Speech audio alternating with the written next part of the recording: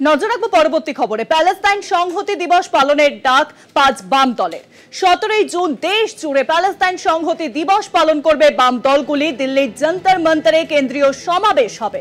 আবেদনে স্বাক্ষর করেছেন সিপিআইএম সাধারণ সম্পাদক এম এ বেবি।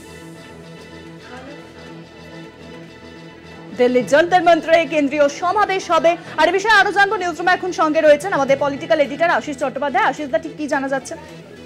দেখো, একটা সময় ছিল কয়েক বছর আগে পর্যন্ত যখন ইসরায়েল প্যালেস্টাইনের উপর আক্রমণ করলে বা আমেরিকার মদতপুষ্ট হয়ে কোনো শক্তি প্যালেস্টাইনের উপরে হামলা চালালে তার বিরুদ্ধে এদেশে একটার পর একটা বিক্ষোভ সংগঠিত হতো, আন্দোলন হতো, সংগ্রাম হতো। আমরা দেখেছি এই যে কলকাতাতে মার্কিন কনসুলেটের যে অফিস, সেই অফিসের সামনে বিরাট বিরাট বিক্ষোভ হয়েছে বামেদের। কিন্তু গত কয়েক বছর ধরে যেন দম ফুরিয়ে গেছে বামপন্থী দলগুলোর।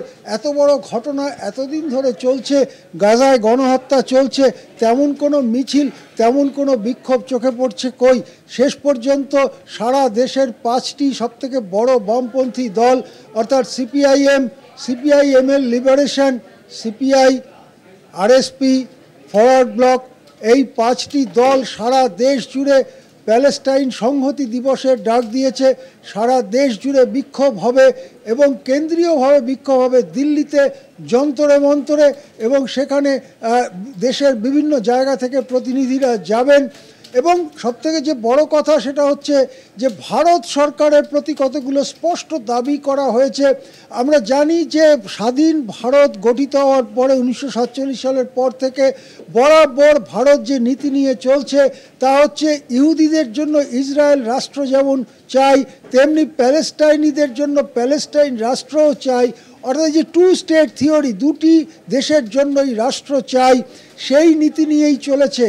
কিন্তু ইসরায়েল বরাবর চেষ্টা করেছে প্যালেস্টাইনের এলাকা, জমি দখল করে তাদেরকে রাষ্ট্রহীন করে দেওয়ার, এবং এই রাষ্ট্রহীন করে দেওয়ার যে চক্রান্ত ইসরায়েল করেছে মূলত আমেরিকার মদতে, তার বিরোধিতা বরাবর ভারত করেছে। কিন্তু মোদির আমলে ভারতের পররাষ্ট্রনীতির বড় পরিবর্তন হয়েছে। আমরা দেখেছি মোদির ভারত যেন খানিকটা ইসরায়েলের দিকেই ঝুঁকে রয়েছে। সেই জায়গায় দাঁড়িয়ে বাম দলগুলো প্রশ্ন করেছে যে ভারতের যে চিরাচরিত নীতি, প্যালেস্টাইন রাষ্ট্রের পক্ষে নীতি, সেই নীতি থেকে ভারত কেন সরছে। সেই জন্য ভারতের ওপরেও চাপ তৈরি করার জন্য আন্দোলন গড়ে উঠবে 5 বাম দলের ডাকে 17 জুন প্যালেস্টাইন সংহতি দিবসে। আমরা দেখব কত বড় জমায়েত হয়, কত ভালোভাবে সেই কর্মসূচি পালিত হয়। হ্যাঁ, অনেক ধন্যবাদ আশিস দা। নিউজরুমের সঙ্গে ছিলেন আমাদের political editor Ashis Chattopadhyay. Palestine সংহতি দিবস পালনের ডাক 5 বাম দলের।